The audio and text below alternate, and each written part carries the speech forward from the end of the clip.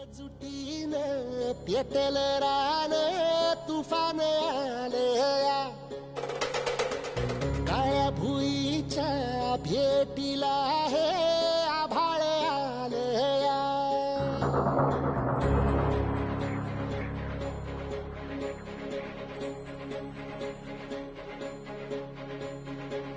एकजुटीनं पेटल रान तुफान आलया,